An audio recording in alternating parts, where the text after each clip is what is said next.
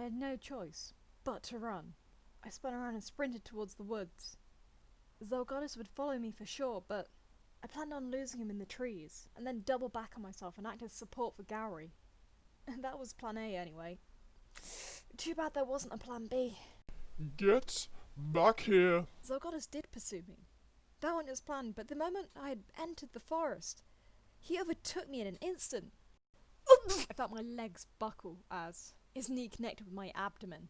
And the counterattack I aimed was laughable, so I swung my sword and hit nothing. Yeah! I slumped against a tree. My vision was blurry and I couldn't breathe. No one teach you. You're not supposed to.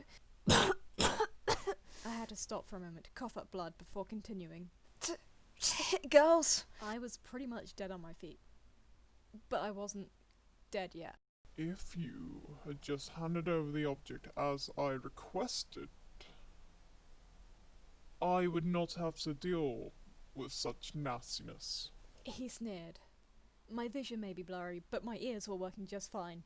I managed to pull myself together enough to run in the opposite direction of his voice. I heard him begin to pursue me. And by sheer luck I managed to Light! hit him square on with a light spell. Ah! He shrieked. It wasn't enough to defeat him, but it was enough to distract him for a little bit.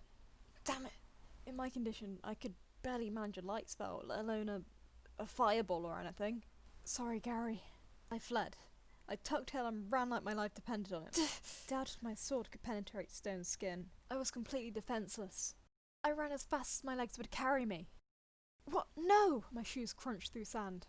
My path was blocked by a lake. I was trapped and exposed.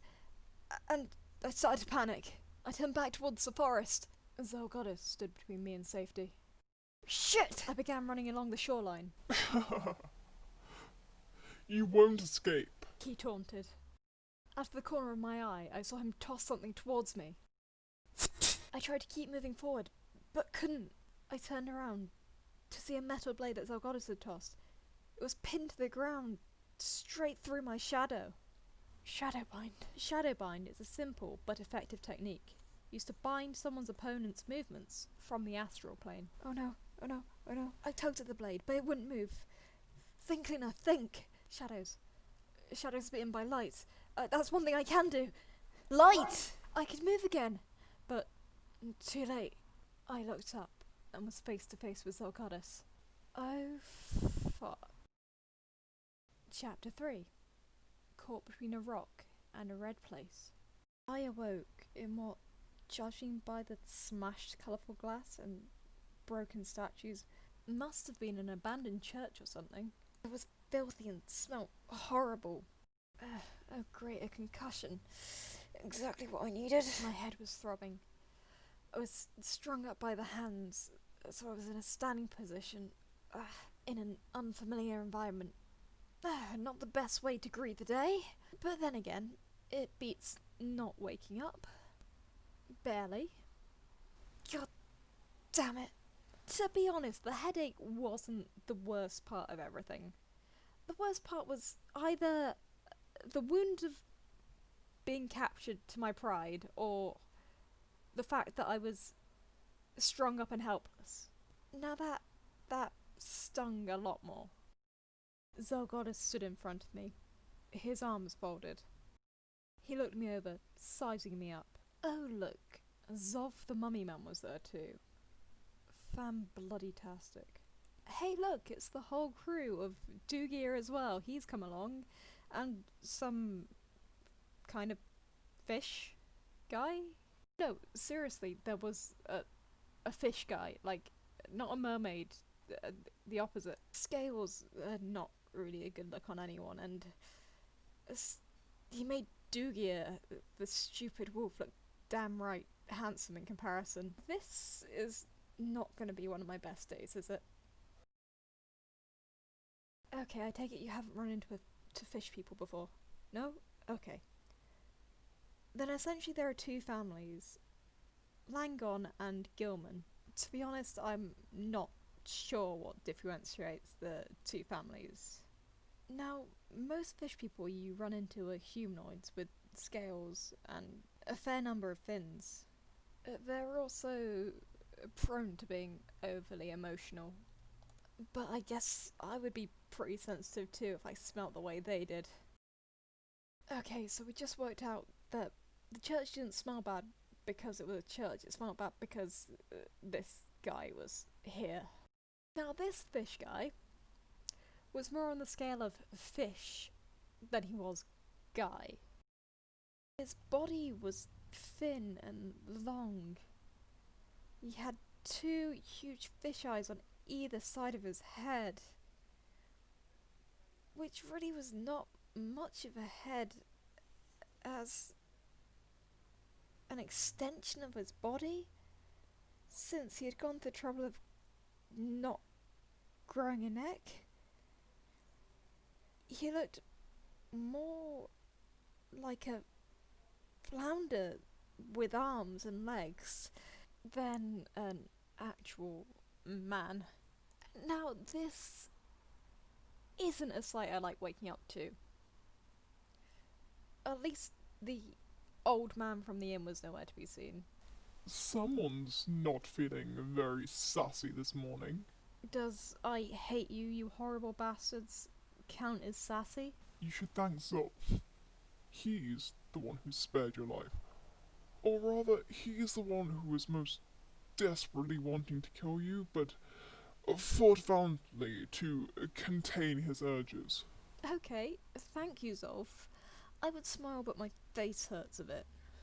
Oi, watch your mouth. You little... Oh yes, tell me what I am, Daddy, Too bad your boyfriend's abandoned you. replied Dugier, obviously trying to help his friend out. He's not my boyfriend! Zelgoddess sighed. Boyfriend or not, you trust him enough to give him the object. And waste our time? But I suppose for you, it's good that you did. Otherwise you'd be dead already. We'll have to keep you alive as bait. We're not allowed to kill her? Dugier babbled. Not unless you can find the object. Now, don't get the wrong idea. I wasn't naked, I was wearing clothes, minus my cloak. But from my clothes you could clearly see that I wasn't holding the statue anywhere. Dugier, though, didn't seem convinced. He circled around me, looking over my body. Ugh, yuck. Maybe she swallowed it? He smiled, like the fucking moron he was. I was unable to detect the Orichalcon on either of you during the battle. How did you manage to shield it? Zelgoddess queried. Oh, that. I just stuck a protection spell on it. A protection spell? Yeah, it just cancels out the search spell and it can't be detected from the astral plane. So fuck you. I am impressed. Thank you, I guess? Why does no one ever have any faith in my talents? Why didn't you use as anything as impressive as that during our battle? Oh, you know, I was just holding back. Were you now? Yes! I could feel a slight glow of redness return to my face. You're not a fool. Do you expect me to believe that... Something clicked in his brain and he figured it out. Oh, I see. It's that time of the month then. Piss off! Am I wearing a sign around my neck that says, "I'm on my period"? Because everyone seems to fucking know. In that case, Zolf, you can do what you want with her. Oh wait, what do you mean? His grin could have curdled milk. Poor little duck. I believe we've already established that you owe your life to me. Now how are you gonna repay that debt? This guy was a straight up psychopath. How did I fucking land myself in this position? Shit. Mr. Zolf? Sir? Yes? He said, purring with his newfound respect. I looked at him rather meekly and whispered, I just want to... What's that? Speak up. He moved closer so he was almost nose to nose with me. I turned my face away. I'm embarrassed. I've never... I whispered. Are you asking for my forgiveness? No, sir. He grabbed me by the chin and twisted my head so I was facing him. Because you're not gonna get that. No, sir. I just want to say that I'm young and I haven't had much experience with men and I think you're really I trailed off. Really what? Really handsome? I think you're really, really